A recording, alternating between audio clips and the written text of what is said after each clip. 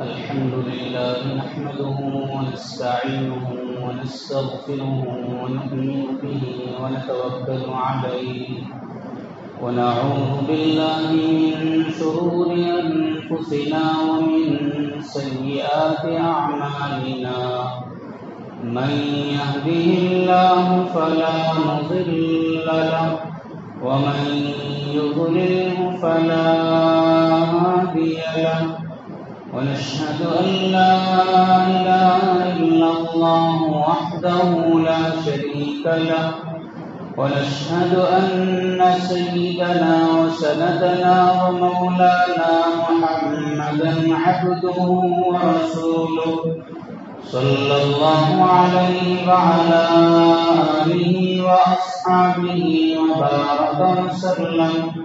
وبارك وسلم تسليما كثيرا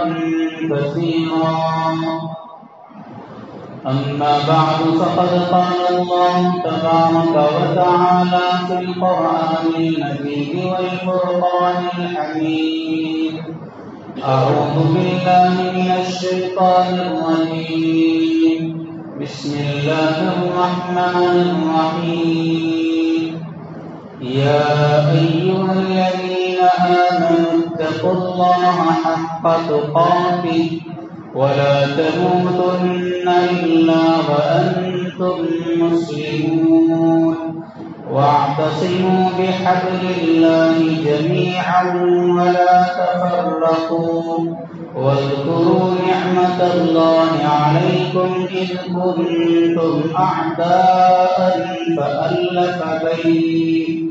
فألف بين قلوبكم فأصبحتم بنعمته إخوانا وكنتم على شفا حفرة من النار فأنقذكم منها كذلك يبين الله لكم آياته لعلكم تهتدون آمنت بالله صدق الله العظيم وصدق رسوله النبي الكريم ونحن على ذلك من الشاهدين والشاكرين والحمد لله رب العالمين اللهم صل على سيدنا مولانا محمد في أول كلامنا اللهم صل على سيدنا مولانا محمد في أوسط كلامنا اللهم صل على سيدنا مولانا محمد في آخر كلامنا میرے معزز بزرگان دین، عزیز نوجوان بھائیوں، گزشتہ جمعہ حضرات کے سامنے دین کا ایک اہم شعبہ معاشرت کسے کہتے ہیں، معاشرت زندگی گزارنے کے لیے، معاشرے کو سدھارنے کے لیے اللہ کے رسول صلی اللہ علیہ وسلم نے ہمیں کیا تعلیمات دی ہیں، جن پر چل کر اور جن پر عمل کرنے سے ہمارا معاشرہ ایک بہترین ماحول میں ڈھالا جا سکتا ہے۔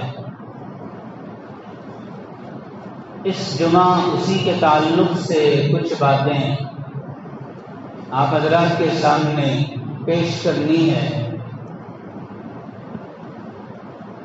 دنیا کے اندر زندگی گزارنے کے دو صورتیں ہیں، ایک انفرادی زندگی ہے اور ایک اجتماعی زندگی ہے۔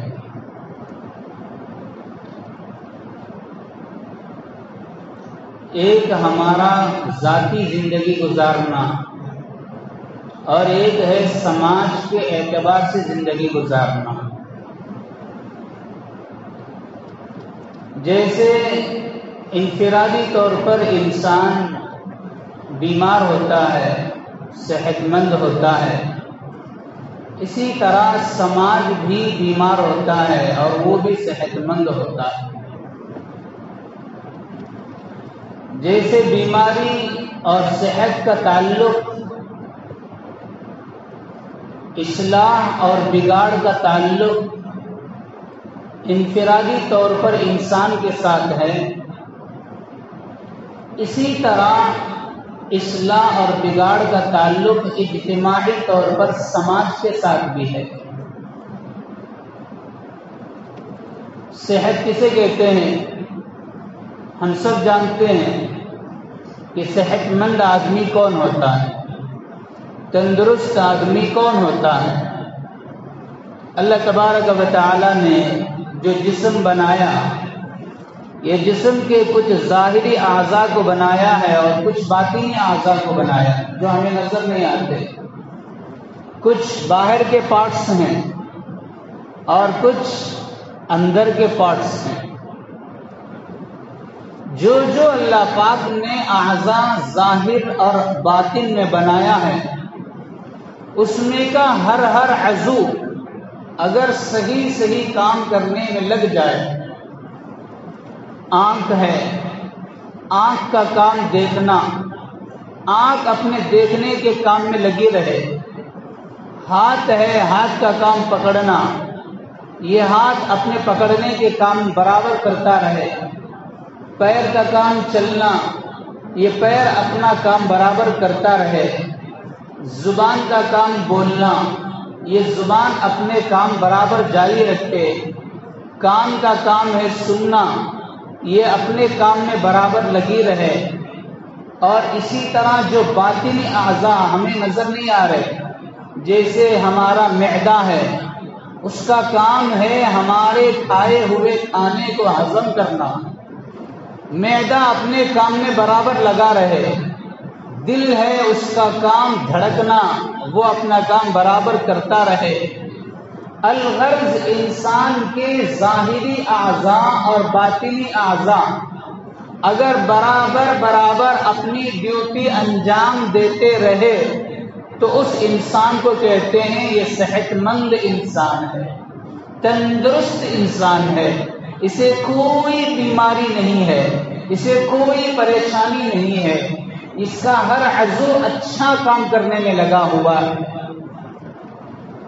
لیکن بیماری بھی ایک چیز ہے جو انسان کو لگتی ہے، وہ کیا؟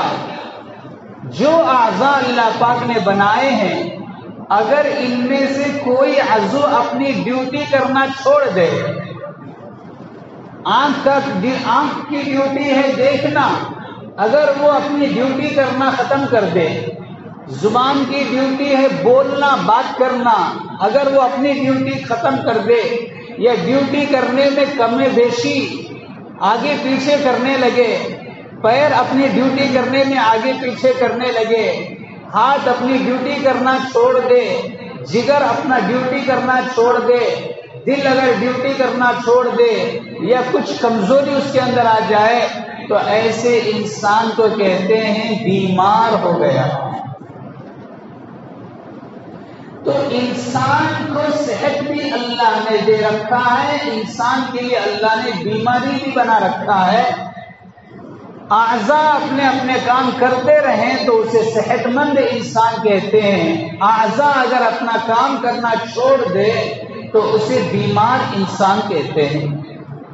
اسی طریقے سے جو سماج ہے ہمارا، جس سماج میں ہم رہتے ہیں، جس معاشرے میں ہم رہتے ہیں، یہ معاشرے کو بھی صحت ہے، یہ معاشرے کو بھی بگاڑ ہے۔ پورا سماج ایک جسم کے مانند ہے، جیسے ہماری ایک پوری باڈی کا نام انسان ہے، اور اس پوری باڈی کے اندر جو پارٹس اللہ پاک نے بنائے، اگر وہ اپنا اپنا کام کرتے رہے تو اس انسان کو صحت مند کہا جاتا ہے۔ اسی طرح پورا سماج ہمارا ایک باڈی کے مانند ہے، ایک جسم کے مانند ہے، اور اس سماج کے اندر جو الگ الگ طبقات ہیں، جو الگ الگ ڈیوٹی کرنے والے لوگ ہیں، منسپل کے لوگ ہیں سماج کے اندر، کاشتکار ہیں جو کھیتی کا کام کرتے ہیں، ملازم ہے جو کمپنیوں میں فیکٹریوں میں جا کر ملازمت کرتا ہے، آفسوں میں جا کر نوکری کرتا ہے، پڑھا لکھا طبقہ ہے جسے ٹیچر کہتے ہیں، وہ اسکولوں میں جا کر نوکری کرتا ہے، اور حاکم ہے جو پورے ملک کی حکومت کو اپنے ہاتھ میں لے کر چلاتا ہے۔ اب یہ پورا سماج صحت مند ہونے کے لیے، پورا سماج صحیح نہج پر چلنے کے لیے ضروری ہے کہ یہ معاشرے کا ہر طبقہ جس کو جو ڈیوٹی ملی ہے وہ اپنی ڈیوٹی پوری کرتا رہے۔ میونسپل والوں کا کام ہے محلے کے اندر کوڑا کچرا گندگی جو بھی جہاں نظر آئے اسے صاف کرنا، نالیوں کو پاک صاف رکھنا، راستوں کو پاک صاف رکھنا، اگر کہیں راستے خراب ہو جائیں تو اسے صحیح کر کے اس کی مرمت کرنا۔ ملازم کا کام ہے ملازم اپنی ڈیوٹی وقت پر انجام دینا، جو ذمہ داری اسے ملے وہ اپنی ذمہ داری کو پوری طرح نبھانا بغیر کسی غفلت اور کم و بیشی کے۔ کاشتکار ہے، اس کا کام، اس کی ذمہ داری کہ سال میں جتنی فصل وہ اپنے کھیت سے نکال سکتا ہے وہ برابر اس کھیت پر محنت کرتا رہے اور اپنی صلاحیت کو اور اپنی طاقت کو، اپنے وقت کو، اپنے دل دماغ کو خرچ کر کے اس کھیتی پر لگائے اور اس سے نکلنے والے اناج کے اوپر محنت کر کے وہ اناج لے کر سماج کو دے اور معاشرے کو دے اور معاشرے میں بسنے والی انسانیت کی خدمت کرے، مخلوق کو غذا پہنچائے وقت پر۔ جس موسم میں جو پھل کی ضرورت ہے مخلوق کو، جس وقت میں جو ضرورت غذا کی ہے وہ غذا پہنچانا یہ کاشتکار والوں کا کام ہے۔ وہ اپنی کاشتکاری اگر صحیح کرتے رہے اور اپنے کھیت پر صحیح محنت کرتے رہے اور غفلت اور سستی سے اپنے آپ کو ہٹا کر پوری طرح ذمہ داری نبھا کر اگر کھیت پر محنت کریں تو وقت پر فصل نکلے گی، وقت پر مارکیٹ کو آئے گی اور وقت پر لوگوں کو ملے گی اور وقت پر ان کی زندگی کے سارے کام پورے ہوتے رہیں گے۔ آفیسر کا کام ہے آفس میں بیٹھ کر جو ذمہ داری اسے دی گئی وہ اپنی ذمہ داری کو پوری طرح نبھائے۔ حاکم کا کام ہے جو حکومت کے تخت پر بیٹھا ہے، جو حکومت کی سیٹ پر بیٹھا ہے اور جو پوری حکومت کی باگڈور کو اپنے ہاتھ میں رکھا ہے، وہ حاکم پوری حکومت کی ذمہ داریاں صحیح طور پر انجام دینے لگے، وقت پر جس کو جو ذمہ داری ہے اور جس کے لیے جو ضرورت ہے وہ حاکم اس کی ضرورت کو سنے، مخلوق کے مسائل کو سنے، پبلک کے مسائل کو سنے، پبلک کو جو ضرورت کے مسائل ہیں وہ ضرورت کے مسائل کو حل کر کے، وہ پبلک کے سارے مسائل کو حل کر کے ان کی زندگی گزارنے کے لیے راستے مہیا کرے۔ یہ ایک حکومت چلانے والے حاکم کی ذمہ داری ہے۔ بھائیو، اگر جتنے طبقات کے ہمارے سماج میں لوگ ہیں، ہر طبقے کا آدمی اپنی ذمہ داری پوری نبھانا شروع کر دے، آفس والا آفیسر اپنے آفس کا کام پابندی سے کرنے لگے، ملازم اپنی ملازمت کا کام پابندی سے کرنے لگے، کھیتی والا کاشتکار اپنے فصل کو نکالنے کے لیے پورا وقت اور پورا دماغ لگا کر اپنی ذمہ داری کو پورا کرنے لگے، اور یہ میونسپل والے لوگ اگر اپنی ذمہ داری کو نبھاتے ہوئے راستوں کا کام پورا صحیح کرنے لگے، گلیوں محلوں کے اندر کے کچرے کوڑے کو گندگی کو صاف کرنے کا کام اچھے طریقے سے کرنے لگے، اور حکومت والا حاکم اگر صحیح ذمہ داری کے ساتھ نبھانے لگے اپنی پوری ڈیوٹی بغیر کسی ناانصافی کے اور بغیر کسی کم و بیشی کے، جتنا اس ملک کے اندر پبلک ہے، اس ملک کے اندر جتنے سماج کے لوگ ہیں، چاہے کسی بھی مذہب کا رہنے والا، کسی بھی زبان کا رہنے والا، کسی بھی رنگ کا رہنے والا، حکومت والا اگر اپنی حکومت کی ڈیوٹی اور رعایا اور پبلک کے مسائل کو حل کرنے میں لگ جائے تو پھر یہ معاشرہ ایک صحت مند معاشرہ کہلاتا ہے۔ سماج ایک بہترین سماج کہلاتا ہے۔ کیا شکایت رہے گی؟ اگر ہر آدمی اپنی ڈیوٹی کو صحیح کرنے میں لگ جائے۔ لیکن معاشرہ بیمار بھی ہوتا ہے، سماج کے اندر بگاڑ بھی آتا ہے۔ جیسے انسان کے اندر بگاڑ آتا ہے، جیسے انسان کے اندر بیماری آتی ہے، اسی طرح سماج میں بھی بیماریاں آتی ہے اور سماج میں بھی بگاڑ آتا ہے۔ وہ بگاڑ کیا؟ وہ بگاڑ یہ ہے کہ اگر سماج کے اندر ہر طبقے کا آدمی اپنی ذمہ داری میں کمی بیشی کرنے لگے اور اپنی ذمہ داری میں اونچ نیچ کرنے لگے اور اپنی ڈیوٹی کو ختم کرنا چھوڑ دے، ملازم اپنی ملازمت کی جگہ بیٹھ کر چوری کر رہا ہے، آفیسر آفس میں بیٹھ کر اپنی ذمہ داری کے اندر کم و بیشی کر رہا ہے، کھیتی والا کھیتی کے فصل کے نکالنے میں چوری کر رہا ہے اور اپنے وقت کو چرا رہا ہے، اور جو ڈگریاں پڑھ کر تعلیم یافتہ لوگ ہیں، جنہیں معاشرے کی نسل کو صحیح تعلیم دے کر کے انہیں سدھارنا تھا، ان کے مستقبل کو بنانا تھا اور ان کے فیوچر کو سنبھالنا تھا، اگر ایسے تعلیم یافتہ ٹیچرز کالج کو اپنا دھندے کی جگہ بنا لے اور اپنے پیٹ پالنے کے لیے دکانداری کا کام کرنے لگے، تو ہماری جو نسل وہاں جا کے بیٹھ رہی ہے اور ان کے کالجوں میں اور ان کے یونیورسٹیوں میں جا کر کے اپنی زندگی کا قیمتی سرمایہ لگا رہی ہے، اپنا وقت لگا رہی ہے، اپنا پیسہ لگا رہی ہے، اپنا دماغ لگا رہی ہے، یہ سارا کا سارا اگر وہ ٹیچر اور اگر وہ کالج کا پرنسپل اور اگر وہ ادارے کا ذمہ دار اگر وہ اپنی ذمہ داری کو نہ نبھائے تو پھر معاشرے کے اندر بگاڑ پیدا ہوتا ہے۔ حکومت والا اگر حکومت کرنے میں کمی بیشی کرتا ہے، حاکم اگر اپنی ذمہ داری کو نبھانے میں اونچ نیچ سے کام لیتا ہے، رعایا اور پبلک کے مسائل کو سننے کے لیے تیار نہیں ہے، پبلک کی ذمہ داریوں کو پورا کرنے کے لیے تیار نہیں ہے، پبلک کو درپیش مصیبتوں کو پریشانیوں کو جو پبلک لگی ہے مصیبتوں میں پریشانیوں میں، ان پریشانیوں کو سلجھانے کی صلاحیت اگر حاکم کے اندر نہیں ہے، اگر پی ایم کے اندر نہیں ہے، تو پھر تب جا کر کے معاشرہ بگاڑ کا شکار ہوتا ہے۔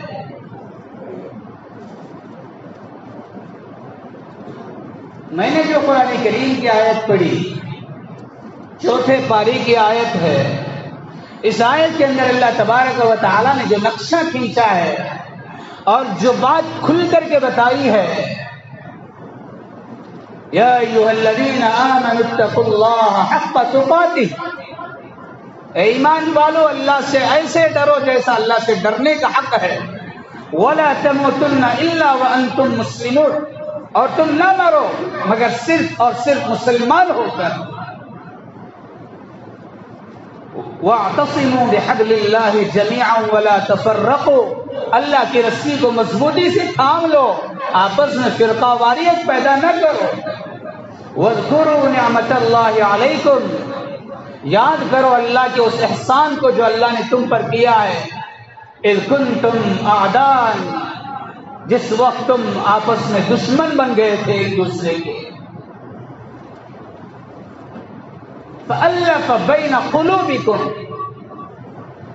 اللہ نے اس وقت میں تمہارے دلوں کو آپس میں جوڑ دیا، یہ اللہ کا ایک احسان ہے۔ فَأَصْبَحْتُمْ بِنِعْمَتِهِ إِخْوَانًا، اللہ کے احسان کی وجہ سے تمہاری دشمنی ختم ہوئی اور تمہارے اندر بھائی چارگی پیدا ہوئی، تم ایک دوسرے کے بھائی بھائی بن کر کی زندگی گزارنے لگے۔ یہ سارا کا سارا نقشہ جو اللہ پاک اس آیت میں کھینچ رہا ہے، یہ اس دور کا نقشہ کھینچ رہا ہے جب اللہ کے رسول حضرت رسول اللہ صلی اللہ علیہ وسلم اس دنیا میں ابھی تشریف نہیں لائے تھے۔ آپ کی بعثت سے پہلے کا زمانہ تھا، آپ کے تشریف لانے سے پہلے کا دور تھا، سارا عرب کا اللہ پاک نے ایک لفظ کے اندر پورا نقشہ کھینچ دیا۔ اللہ کہتا ہے اذ کنتم اعداء، اس وقت کو یاد کرو جس وقت تم سب کے سب آپس میں دشمن تھے۔ ایک عدو کا لفظ لا کر اللہ نے سارے نقشے کو اور ساری حالتوں کو بیان کر دیا۔ جب دشمنی آتی ہے تب آپس میں جھگڑے پیدا ہوتے ہیں، جب دشمنی آتی ہے تب آپس میں قتل و غارت گیری پیدا ہوتی ہے، جب دشمنی آتی ہے تب غنڈہ گردی آتی ہے، جب دشمنی آتی ہے تب لوگوں کا مال لوٹا جاتا ہے، جب دشمنی پیدا ہوتی ہے جب لوگوں کا مال چرایا جاتا ہے، جب دشمنی آتی ہے تب انسان کی جان محفوظ نہیں رہتی، تب انسان کا مال محفوظ نہیں رہتا، جب انسان کی جائیداد محفوظ نہیں رہتی، تب عورت کی عزت محفوظ نہیں رہتی، تب عورت کا مقام محفوظ نہیں رہتا۔ ایک عدو کا لفظ لا کر اللہ نے سارے نقشے کو بتا دیا کہ اس وقت تمہاری دشمنی تھی، اسی دشمنی کا نتیجہ تھا کہ قتل و غارت گری عام تھی، لوٹ مار عام تھا۔ اس زمانے میں انسان کی کوئی ویلو نہیں تھی، انسان کے خون کی کوئی ویلو نہیں تھی، بے حیائی کا ماحول تھا، قتل و غارت گری کا ماحول تھا، جاہلیت کا دورہ تھا، علم نام کی کوئی چیز نہیں تھی۔ ایسے دور میں اللہ پاک نے تم پر احسان کیا کہ اپنا لاڈلا نبی حضرت رسول اللہ صلی اللہ علیہ وسلم کو نبی بنا کر مبعوث کیا، اور آپ کے توسط سے، آپ کے ذریعے سے، آپ کی تعلیمات سے اللہ نے نقشے کو بدل کے رکھ دیا۔ جو دور جاہلیت کا دور تھا، جو دور قتل و غارت گری کا دور تھا، جو دور شراب نوشی کا دور تھا، جو دور زناکاری کا دور تھا، جو دور بدکاری کا دور تھا، جس دور میں انسان کی ویلو نہیں تھی، جس دور میں انسان کے مال کی کوئی گارنٹی نہیں تھی، اور جس دور میں عورت کی عزت کا کوئی ذمہ دار نہیں تھا اور عورت کے مقام کو گرایا جا رہا تھا، ایسے ماحول میں، ایسے دور میں اللہ پاک کا احسان کہ اللہ پاک نے نبی کو بھیج کر نبی کی تعلیمات کے ذریعے سے اسلام کو نازل کر کے، اسلامی تعلیمات کے ذریعے سے قرآن کو اتار کر، قرآن کے اندر اللہ نے سارے نقشے کو بتا کر کے، ساری تعلیمات کو واضح کر کے دنیا کے اندر کے جاہلیت کے نقشے کو بدلا، تو پھر نقشہ کیا ہوا کہ جو ایک دوسرے کے خون کا پیاسا تھا وہی انسان بدلنے کے بعد دوسرے کی پیاس بجھانے کے لیے اپنی جان بھی دینا پسند کرتا تھا۔ حضرات صحابہ رضوان اللہ علیہم اجمعین کی جو زندگی اسلام سے پہلے تھی، حضرات صحابہ رضوان اللہ علیہم اجمعین کا جو دور اللہ کے نبی کے آنے سے پہلے تھا، عرب کا ماحول جو اللہ کے نبی کے آنے سے پہلے تھا، وہ کچھ اور ہی تھا، جس کا نقشہ اللہ نے اذ کنتم اعداء کہہ کر کے سارے نقشے کو واضح کر دیا ہے۔ اللہ کے نبی نے جب دنیا میں نبی بن کر تشریف لائے، تعلیمات لے کر آئے، تو پھر فَأَصْبَحْتُمْ بِنِعْمَتِهِ إِخْوَانًا، تمہارے اندر بھائی چارگی آئی، تمہارے اندر ایک دوسرے کی غمخواری آئی، تمہارے اندر ایک دوسرے کی ہمدردی آئی، تمہارے اندر ایک دوسرے کے لیے جان دینا آیا، تمہارے اندر ایک دوسرے کے لیے پریشانی میں ہاتھ بٹانا آیا، تمہارے اندر جذبہ آیا ہے کہ خود بھوکے رہ کر دوسروں کا پیٹ بھرے، تمہارے اندر جذبہ آیا ہے خود پیاسے رہ کر دوسروں کو پانی پلائے، تمہارے اندر جذبہ آیا ہے خود بے گھر رہ کر کے دوسروں کو گھر کا سہارا دے۔ یہ جو کچھ جذبات آئے یہ اسلام کا طفیل ہے، یہ ہمارے نبی کی تعلیمات کا طفیل ہے، ورنہ تمہارا دور کا نقشہ کچھ اور تھا۔ بھائیو، اس بیمار معاشرے کو جو صحت ملی وہ اللہ کے نبی کی تعلیمات سے صحت ملی۔ وہ بیمار دور تھا، زمانہ جاہلیت کا دور بیمار تھا، زمانہ جاہلیت کا دور بگڑا ہوا تھا، وہاں انسان اپنی ذمہ داریوں کو نبھانا چھوڑ دیا تھا، وہاں حکومت کرنے والا حاکم ظالم تھا، ناانصاف تھا، وہاں انسان اپنے طبقے کا اپنی ذمہ داری کو نبھانا چھوڑ دیا تھا، باپ اپنے اولاد کے حقوق کو ادا نہیں کرتا تھا، شوہر اپنی بیوی کے حقوق کو ادا نہیں کرتا تھا، استاد اپنے شاگرد کے حقوق کو ادا نہیں کرتا تھا، اور بھائی اپنے بھائی کا خیال نہیں کرتا تھا. اس طریقے سے جو ایک ماحول بنا ہوا تھا اس کو کہتے ہیں ایک بیمار معاشرہ، ایک بگڑا ہوا معاشرہ. وہ بگڑے ہوئے معاشرے کو سدھارنے کے لیے اللہ پاک نے جو تعلیمات عطا کی ہے وہ تقوی کی تعلیم تھی. یا ایھا الذین آمنوا اتقوا اللہ حق تقاتہ، اے ایمان والو اللہ سے ڈرو جیسا کہ اللہ سے ڈرنے کا حق ہے. یہ تقوی جب انسان کے اندر آتا ہے تو پھر معاشرے کی بیماریاں ختم ہوتی ہے، معاشرے کا بگاڑ ختم ہوتا ہے، سماج کے اندر کی خرابیاں ختم ہوتی ہے، پھر سماج کے اندر اصلاح پیدا ہوتی ہے، پھر سماج کے اندر سدھار آتا ہے، پھر ایک دوسرے کے حقوق کو ادا کرنے والے بنتے ہیں. جب تک انسان کے اندر اپنے خالق و مالک کا ڈر پیدا نہیں ہوتا تب تک وہ اپنی ذمہ داریوں کو صحیح ادا نہیں کر سکتا، صحیح ادا نہیں کر سکتا. صحیح ذمہ داریوں کو ادا وہی کر سکتا ہے جس کے اندر اللہ وحدہ لا شریک لہ کی تقوی اور اس کی خشیت کی صفت پیدا ہو. معاشرہ سدھرا، معاشرہ پھر مدینے کے ماحول میں ڈھل گیا، معاشرہ پھر مکے کے دور زمانے جاہلیت سے پلٹ کر اسلام کے دور میں آیا. اسلام کے دور میں جب قدم رکھا تو پھر معاشرے کا حال بدل گیا تھا. وہاں کسی کو کوئی شکایت نہیں تھی، وہاں اولاد کو باپ سے شکایت نہیں تھی، وہاں باپ کو بیٹوں سے شکایت نہیں تھی، وہاں بیوی کو شوہر سے شکایت نہیں تھی، وہاں شوہر کو بیوی سے شکایت نہیں تھی، وہاں مزدور کو اپنے آقا سے شکایت نہیں تھی، وہاں کسان کو شکایت نہیں تھی. وہاں کسی ذمہ داری کو ادا کرنے کے لیے جس کو جو ذمہ داری دی جاتی تھی وہ ذمہ داری کو صحیح نبھاتا تھا، جس کی وجہ سے معاشرے کا ہر فرد راحت اور سکون کے ساتھ زندگی گزارتا تھا. دور جیسے جیسے آگے بڑھا اور جس دور میں میں اور آپ زندگی گزار رہے ہیں بھائیوں، اس وقت ہر آدمی اپنے محلے سے شروع کریں نظر ڈالنا، اپنے محلے کا جائزہ لے. سب سے پہلے کیا محلے کے اندر جس کو جو ذمہ داریاں دی گئی ہے وہ اپنی ذمہ داری کو صحیح نبھا رہا ہے؟ منسپل والا محلے کی صفائی کی ذمہ داری اس کا کام ہے، محلے کے اندر کی نالیوں کو گندگیوں کو صاف کرنا اس کی ذمہ داری ہے، اس کی ڈیوٹی ہے. کیا وہ اپنی ڈیوٹی کو پورا کر رہا ہے؟ محلے کے اندر بسنے والا ایک سرکاری طور پر ایک عہدیدار ہوتا ہے، کیا وہ عہدیدار محلے میں بسنے والے افراد کے مسائل کو حل کر رہا ہے؟ محلے کے اندر بسنے والے انسانوں کی ضرورتوں کو سن کر اسے پورا کرنے میں لگا ہوا ہے؟ جو ووٹ دے کر کے اسے عہدہ دیا گیا ہے کیا وہ عہدے کو پورا کرنے میں لگا ہوا ہے؟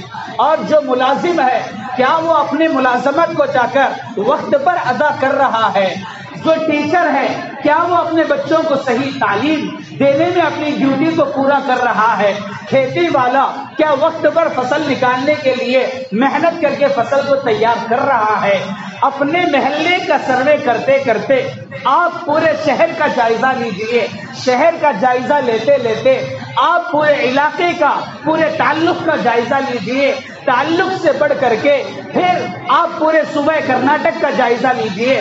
صوبے سے بڑھ کر کے ملک کا جائزہ لیجئے. ملک سے بڑھ کر کے پورے عالم کا جائزہ لیجئے. آپ کو یہی ایک شکایت ملے گی کہ کوئی بھی اپنی ذمہ داری کو نبھانے کے لیے تیار نہیں ہے، کوئی اپنی امانت کو پورا ادا کرنے کے لیے تیار نہیں ہے. جسے جو ذمہ داری ملی وہ اس امانت میں خیانت سے کام لے رہا ہے، وہ اپنی ڈیوٹی میں چوری کر رہا ہے. ملازم ملازمت کرتے ہوئے چوری میں پکڑا جا رہا ہے. آفیسر آفس میں بیٹھ کر رشوت کھا رہا ہے. حکومت والا حکومت کے تختے پہ بیٹھ کر ناانصافی کر رہا ہے، حقوق کو دبا رہا ہے، مسائل کو نظر انداز کر رہا ہے، پبلک کے ضرورتوں کو سننے تیار نہیں، پبلک کے مسائل کو حل کرنے تیار نہیں، پبلک کے مسائل کو ختم کرنے تیار نہیں. اور کھیتی والا اپنی کھیتی کی فصل کو نکالنے میں وہ اپنی ذمہ داری پورا ادا نہیں کر رہا. تو پھر معاشرہ سدھرے گا تو کیسے سدھرے گا؟ اور معاشرے کے اندر اصلاح آئے گی، سدھار آئے گا تو کہاں سے آئے گا؟ آج انسان کو اس کے حقوق سے دبایا جا رہا ہے. آج ہر طبقہ اپنی ذمہ داری میں کوتاہی سے کام لے رہا ہے، غفلت اور سستی سے کام لے رہا ہے. بھائیو، آج ہم جس ماحول میں، جس سماج میں زندگی گزار رہے ہیں، اس سماج کے اندر انسان کی کوئی ویلیو نہیں رہی. پہلے کا جو دور تھا وہ دوبارہ آیا ہے. جاہلیت کا جو دور تھا، قتل و غارت گیری عام تھی، آج بھی قتل و غارت گیری عام ہے. جاہلیت کے زمانے میں ظلم کے پہاڑ توڑے جاتے تھے، ظلم و جبر کا بازار گرم تھا. آج کا دور اٹھا کر دیکھ لو، آج بھی ظلم کا بازار گرم کیا جا رہا ہے. زمانے جاہلیت میں عورت کی عزت سے کھلواڑ کیا جاتا تھا، آج بھی عورت کی عزت سے کھلواڑ کیا جا رہا ہے. زمانے جاہلیت کے اندر قتل و غارت گیری عام تھی، آج بھی قتل و غارت گیری عام ہو چکی ہے.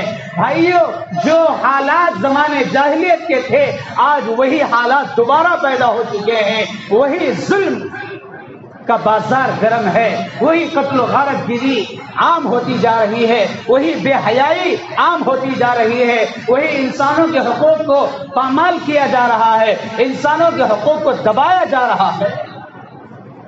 یہ زمانے جاہلیت کا دور دوبارہ شروع ہوا. لوگ کہتے ہیں کہ آج تو تعلیم بہت آگے آ چکی ہے. لوگ کہتے ہیں کہ آج ٹیکنالوجی بہت بڑھ گئی ہے.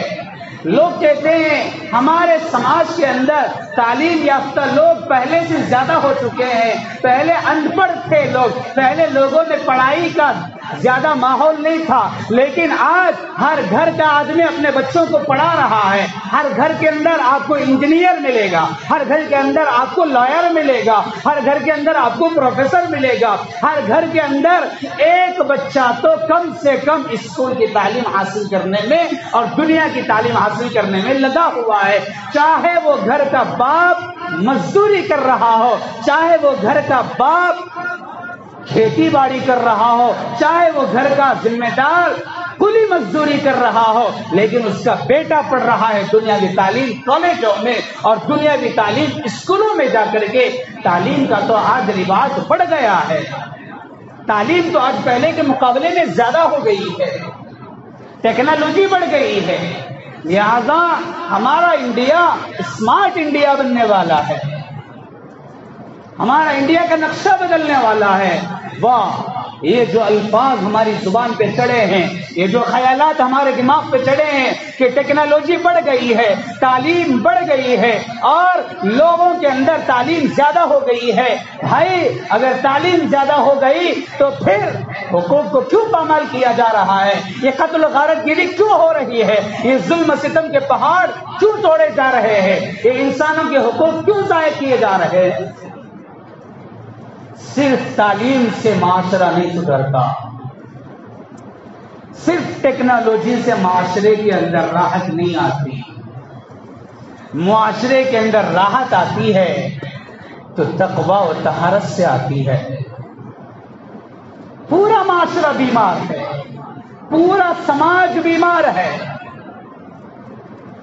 ہر جگہ ایک دوسرے سے شکایت ہے، ہر پبلک حکومت کی شکایت کر رہی ہے، ہر طبقہ دوسرے طبقے کی شکایت میں لگا ہوا ہے، ہر ایک دوسرے کے بارے میں باتیں کرنے میں لگا ہوا ہے.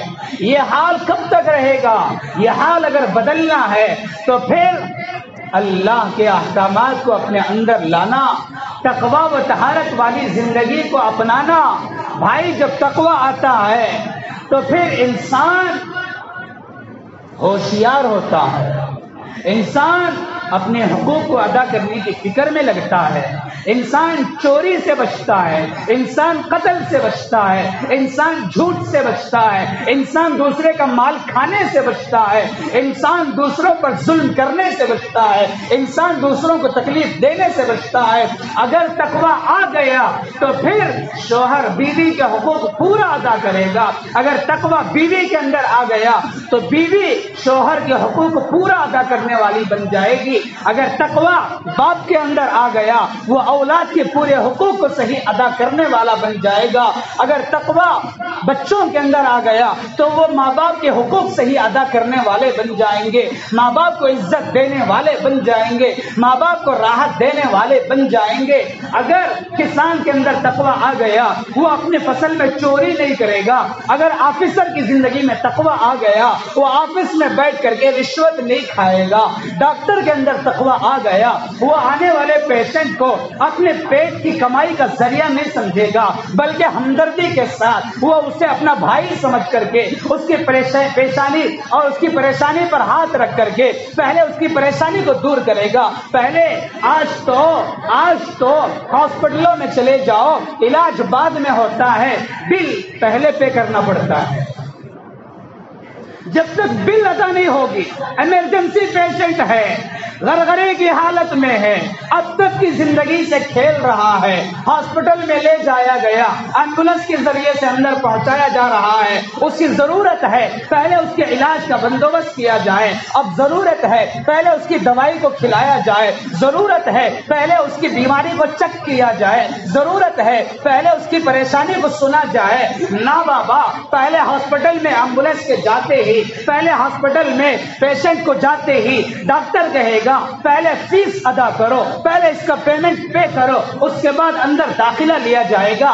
واہ, کیا یہی ٹیکنالوجی انڈیا کی آ گئی؟ واہ, کیا یہی تعلیم کا سبق تمہیں مل گیا؟ کیا یہی انسانیت کا سبق دیا ہے؟ تمہاری ٹیکنالوجی نے ایک بیمار کی حالت کو دیکھنے کے بجائے اس کے جیب پر تمہاری نظر ہے. کیا سیکھا تم نے کالجوں میں جا کر کے؟ کیا سیکھا تم نے اس ٹیکنالوجی کے زمانے سے؟ کیا سبق ملا تمہیں اس دنیا کی تعلیم سے؟ جب انسان کے اندر انسانیت نہ ہو تو پھر وہ تو جانور سے بدتر ہے. اسے انسان کہنا یہ انسان کے نام پر دھبا ہے. بھائیوں, یہ معاشرے کا بگاڑ ہمارے ایک ایک فرد سے ہے. ملازم اپنی ملازمت کی چوری چھوڑ دے, ڈاکٹر اپنی ڈیوٹی کو انسانیت کے نام پہ ادا کرنے والا بن جائے, کاشتکار لوگوں کی خدمت کے نام پر اور لوگوں کی خدمت کی نیت سے اپنی کھیتی کا کام کرنے میں لگ جائے. حاکم جو حکومت کے تخت پر بیٹھا ہے وہ ایک گھر کا ذمہ دار نہیں, وہ ایک خاندان کا ذمہ دار نہیں, وہ ایک گاؤں کا ذمہ دار نہیں, وہ ایک ضلع کا ذمہ دار نہیں, وہ ایک صوبے کا ذمہ دار نہیں, بلکہ وہ پورے ملک کا ذمہ دار ہے. ملک کے ایک ایک باشندے کا ذمہ دار ہے. ملک کے ایک ایک باشندے کی مسئلے کو سننا, اس کی پریشانی کو سننا, اس کے حقوق کو سننا, پھر اس کے حقوق کو اس تک پہنچانا, یہ اس حاکم کی ذمہ داری ہے. اگر حاکم اپنی ذمہ داری میں چوری کر رہا ہے تو یہ معاشرے کا بگاڑ ہے. تو پھر سدھرے تو کہاں سے سدھرے؟ اصلاح آئے تو کہاں سے آئے؟ ایک تو سماجی اعتبار سے بگاڑ ہے اور ایک انفرادی اعتبار سے بگاڑ ہے. زمانہ جاہلیت میں دو بھی بگاڑ تھے. زمانہ جاہلیت میں ایک تو سماج کا بگاڑ تھا اور ایک انفرادی بگاڑ تھا کہ زمانہ جاہلیت میں لوگ خود اپنے ذات کے اندر بہت سے گناہوں میں مبتلا تھے, بہت سے گندی عادتوں میں مبتلا تھے. آج بھی اٹھا کر دیکھ لو, ذاتی اعتبار سے خود میری زندگی کا کیا حال ہے, میرا وقت کہاں گزر رہا ہے, میری ذمہ داری کو میں میرے دین کے کام کو میں کتنا نبھا رہا ہوں, کون سا گناہ ہے جو میرے اندر موجود ہے جسے ختم کرنے کے لیے میں کوشش کر رہا ہوں. اپنے جسم کی فکر ہر ایک کو ہے, اپنے روح کی فکر کسی کو نہیں, اپنے ایمان کی فکر کسی کو نہیں, اپنے اعمال کی فکر آج ہم میں سے ہر ایک کے اندر سے ختم ہو چکی. ذاتی اعتبار سے بیمار ہے, ذاتی اعتبار سے ہمارے اندر پریشانیاں ہیں. جھوٹ عام ہو گیا, چوری عام ہو گئی, قتل و غارت گیری عام ہو گئی, ایک دوسرے کو حقوق کو پورا ادا کرنے کے لیے تیار نہیں ہے. گناہ چھوٹے سے لے کر بڑے گناہ تک آج ہم مبتلا ہیں. اگر میں نہ سدھرا تو پھر میرا گھر کیسے سدھرے گا؟ اگر میرا گھر نہ سدھرا تو میرا محلہ کیسا سدھرے گا؟ اگر میرا محلہ نہ سدھرا تو پھر میرا گاؤں کیسا سدھرے گا؟ اگر میرا گاؤں نہ سدھرا تو پھر میرا ضلع کیسا سدھرے گا؟ اگر میرا ضلع نہ سدھرا تو پھر میرا پورا ملک کیسا سدھرے گا؟ شروعات اپنی ذات سے. آج کا نوجوان اپنا وقت کہاں لگا رہا ہے؟ بے حیائی آج عام ہو گئی ہے. آنکھوں کے گناہ عام ہو گئے ہیں، کانوں کے گناہ عام ہو گئے ہیں، خیالات کے گناہ عام ہو گئے ہیں. وقت جو اللہ کی طرف سے نعمت ہے، وقت ہی زندگی کا نام ہے. تو آج ہم اپنا وقت اتنا بیکار کر رہے ہیں، اتنا بیکار کر رہے ہیں کہ اس سے نہ خود کی ذات کا فائدہ نہ کسی دوسرے کی ذات کا فائدہ. فلموں کی دنیا، آج نوجوان اس وقت تک اس کی آنکھوں کو ٹھنڈک نہیں ملتی جب تک وہ اپنی آنکھوں سے ایک فلم نہ دیکھ لے. اس کے کانوں کو جب تک مزہ نہیں آتا جب تک کسی کا ایک گانا نہ سن لے. بے حیائی کے بازار میں جب تک نہ جا کے آئے تب تک اس کے دل کو سکون نہیں ملتا. موبائلوں میں اتنا مشغول ہے، موبائلوں میں اتنا لگا ہوا ہے. آج کل کافی دنوں سے ایک گیم چل رہا ہے PUBG، ہر ایک جانتا ہے. یہ PUBG کے گیم سے گھر کا نوجوان نہ گھر کا رہا نہ گھاٹ کا رہا، نہ اس کی زندگی سے باہر والوں کو فائدہ، نہ اس کی زندگی سے اس کے ماں باپ کو فائدہ. کہاں لگا رہا ہے؟ ہزاروں نہیں لاکھوں نوجوان اس PUBG کے گیم کی وجہ سے اپنی زندگی کو برباد کر چکے ہیں، اپنی جوانی کو برباد کر چکے ہیں، اپنی صلاحیتوں کو برباد کر چکے ہیں، اپنے دماغوں کو برباد کر چکے ہیں، اپنی طاقت کو برباد کر چکے ہیں. گھنٹوں گھنٹے اس گیم کے لیے خرچ کیا جاتا ہے. ملتا کیا؟ کوئی ایوارڈ ملا کسی کو کوئی عہدہ ملا، کسی کو کچھ پیسہ ملا کہ PUBG کا گیم کھیلنے سے اس کے اکاؤنٹ میں 15 لاکھ روپے ہم ڈالتے ہیں. 15 لاکھ تو دور کی بات، 15 پیسہ بھی نہیں ملتا ATM سے کرے.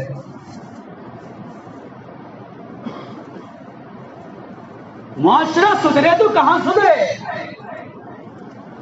نوجوان اگر اپنی جوانی کی حفاظت نہ کرے، اپنی صلاحیت کی حفاظت نہ کرے.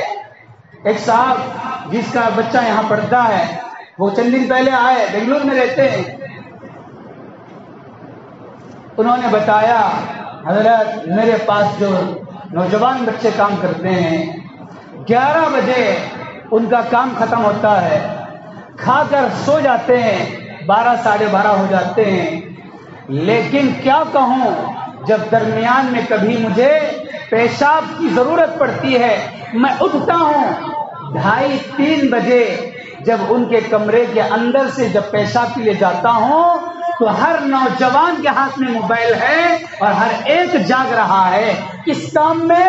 PUBG کا گیم کھیلنے. ساری رات گیم کے حوالے. صبح اٹھتے ہیں، کام میں کوئی دلچسپی نہیں. مزدوروں کی وجہ سے آج پریشان ہے، مالک پریشان ہے مزدوروں کی وجہ سے. بچے وقت پر آتے نہیں کام کو، آتے ہیں تو کام ڈھنگ سے کرتے نہیں. ارے کہاں سے کرے جب ان کی راتیں صحیح نیند میں نہیں گزری، جب ان کے دماغ کو جو اللہ پاک کی طرف سے سسٹم ہے 6 گھنٹے سے لے کر 7 گھنٹے تک، جب تک انسان ریسٹ نہیں کرتا اس کی باڈی کا نظام اور سسٹم صحیح نہیں رہتا. ہمارا وقت ہی سسٹم پر نہیں ہے. خاص کر معافی چاہتا ہوں اس بات کو کہہ کر کہ مسلمان معاشرہ وقت کا پابند آج تک نہیں بنا. غیر قوموں سے سیکھنے کی ضرورت ہے. ہم دوسرے کے لیے نمونہ بن کر آئے تھے، آج دوسرے خود ہمارے لیے نمونہ بن کر، آئیڈیل بن کر کھڑے ہیں. 4-5 دن پہلے کی بات، مجھے کسی کام سے گھر سے کوئی چیز پارسل آ رہی تھی. 4:30 اور 5 بجے کے درمیان میں بس اسٹاپ جانا تھا. گھر سے گاڑی نکال کر 5 بجے سے پہلے کی بات ہے، صبح کی، جبکہ ابھی فجر کی اذان بھی نہیں ہوتی.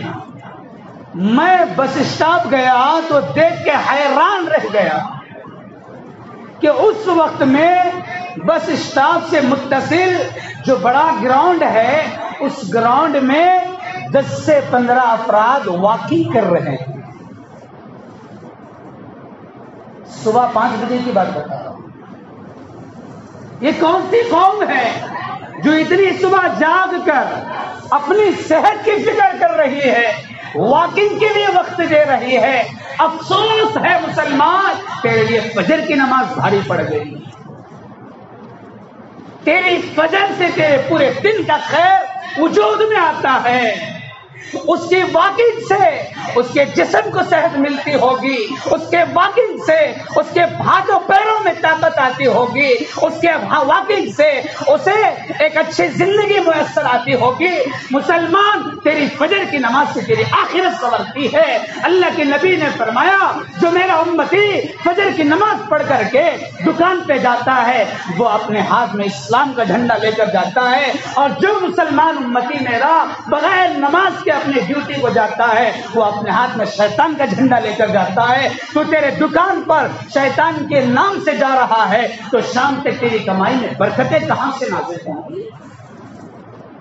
لیمبو پھرانے کے لیے جاتا ہے عاملوں کے پاس کہ میری دکان پر کسی نے جادو کر دیا، میرے کاروبار کو ٹھپ کر دیا. کاروبار کو کسی جادوگر نے ٹھپ نہیں کیا، تیرے اعمال نے تیری دکان کو ٹھپ کیا ہے. پہلے مسجد کی طرف آ جا، پہلے سجدوں کی طرف آ جا، پہلے گناہوں سے توبہ کی طرف آ جا. تیری دکان کو چمکانا اور بگاڑنا خالق مالک، خالق و مالک اللہ رب العالمین کے ہاتھ میں ہے. افسوس ہے 5 بجے صبح واکنگ کے لیے قوم اٹھ رہی ہے اور 6 بجے آج فجر کی نماز چل رہی ہے، مسجدیں خالی کی خالی ہے. پھر بھی اللہ کی مدد ہونا حضرت، یہ ظالم بادشاہ ہٹنا حضرت، سکون کی زندگی گزارنا حضرت، کہاں سے آئیں گے اللہ کی مددیں؟ وقت کی پابند بنی ہے غیر قومیں آج. ہر کام کا ایک ان کا ٹائم ٹیبل ہے، ان کا ایک سسٹم ہے، اسی سسٹم کو فالو کرتے ہوئے ان کی زندگی گزر رہی ہے. ان کے سونے کا وقت طے ہے، ان کے اٹھنے کا وقت طے ہے، ان کے کھانے کا وقت طے ہے، ان کا ملازمت کو جانے کا وقت طے ہے، ان کا گھر واپس کس وقت میں گھر میں آ کے داخل ہو جانا ان کا وقت طے ہے. ہر چیز کا وقت اس قوم کا طے ہو گیا. افسوس ہے مسلمان، نہ تیرا سونے کا وقت طے ہوا، نہ اٹھنے کا وقت طے ہوا، نہ کھانے کا وقت طے ہوا، نہ بیت الخلا کو جانے کا وقت طے ہے. جی میں آتا ہے تو کھاتا ہے، جی میں آتا ہے تو سوتا ہے، جی میں تب آیا تو اٹھتا ہے. کہاں گئی ہماری قوم؟ کیا ہے ہمارے سونے کے اوقات؟ کیا ہے ہمارے اٹھنے کے اوقات؟ گھروں میں آنے کے اوقات کیا ہے ہمارے؟ 12 1 بجے تک ہمارا قوم کا نوجوان سڑکوں پر راتیں گزارتا ہے. اس کی بیوی اس سے خوش ہو جائے تو کہاں سے ہوگی؟ اس کی اولاد اس سے خوش رہے تو کہاں سے ہوگی؟ اس کے ماں باپ اس سے خوش رہیں تو کہاں سے ہوگی؟ وقت کی پابندی کرنا سیکھے. سونے کا وقت طے ہو، اٹھنے کا وقت طے ہو، کھانے کا وقت طے ہو. ناشتہ کب بھی کر رہے ہیں؟ بعض لوگ آ کر ملتے ہیں 11 بجے 11:30 بجے، کیا بھی ناشتہ نہیں حضرت، اب بھی چڑھ کو آرام سے برش کر لیں بیٹھ کا بھی اب بھی کو آرام سے کب بڑھ رہا. جبکہ دوسری قوموں کا ناشتہ 9 سے 10 کے اندر فنش. نظام ہے، اللہ کا بنایا ہوا نظام ہے. جو قوم سے فالو کرے گی اسے کامیابی ملے گی. کھانے کا ایک نظام ہے، وقت ہے. 12 بجے 1 بجے ناشتہ کرتا ہے، 4 بجے دوپہر کا کھانا کھاتا ہے، رات کے 12 بجے رات کا کھانا کھاتا ہے. تو پھر معدے کا حال کیا ہوگا؟ جب پیاس لگے اسی وقت پی لو. معدے کو جب کھانے کی ضرورت پڑتی ہے اسی وقت کھانا دے دو، وہ بھوکا ہے معدہ، وہ کھانے کے لیے تلاش میں ہے، وہ ڈیوٹی کرنا چاہتا ہے، جیسے ہی اس کے وقت میں اسے غذا ملی وہ تیار رہتا ہے، وہ کام کرنا شروع کرتا ہے، کھاتے ہی کچھ دیر کے بعد ہضم ہو گیا، صحت تندرست رہتی ہے۔ وہ انتظار کرتے کرتے کرتے بھوکا ہو کے سست ہوتا ہے، تب کھانا پڑتا ہے، وہ بھی ایسا لوڈ پڑتا تو معدہ خود پریشان ہو جاتا ہے، کہاں سے کیا رہا ہے، ایک انسان کا رہا کہ دو انسان کا رہا کھانا ہے۔ اب وہ سست حالت میں وہ تمہارا جو کھانا اندر گیا ہے اسے کیسا ہضم کرے گا؟ تھوڑا بہت کرتے کرتے بس بھی نہیں ہو رہا، بس تھوڑا، اس کے بعد صبح اٹھ کر ڈاکٹر کیا حال ہے، ڈاکٹر صاحب کیا کہ ہضم نہیں ہو رہا، گیس، کیا کہیں، بہت سی چیزیں ہیں ہماری زندگی کے بگاڑ کی، وقت نہیں ہے، ہمارا جسم کا سسٹم صحیح نہیں کر سکے، ہم ملت کا امت کا سسٹم کہاں صحیح کریں؟ اس لیے بھائیوں، معاشرے کی اصلاح ہماری ذات سے شروع ہوتی ہے، لہذا اس کے لیے کوششیں کریں، ایک نظام بنائے، ایک سسٹم بنائے، فجر کے لیے اٹھنا سیکھے، دوسری قوموں سے سبق لے، 5 بجے گراؤنڈوں میں وہ اپنے واکنگ کر کے صحت بنا رہے ہیں اور یہ خراٹے مار کے اپنی زندگی کو اپنے ہاتھ سے برباد کر رہا ہے۔ ہم سب کو اللہ پاک سمجھنے کی توفیق عطا فرمائے۔ حالات ہمارے ایسے ہیں کہ ہمیں سدھرنا چاہیے، سدھارنے کے لیے اللہ حالات لاتا ہے، ایسے وقت میں بھی ہم PUBG کے گیم میں لگ کر کے اپنی خواہشات کو پورے کرتے رہیں تو پھر اس سے بڑھ کر ہماری بربادی کے لیے کوئی اور چیز نہیں ہو سکتی۔ اللہ ہم سب کو سمجھنے کی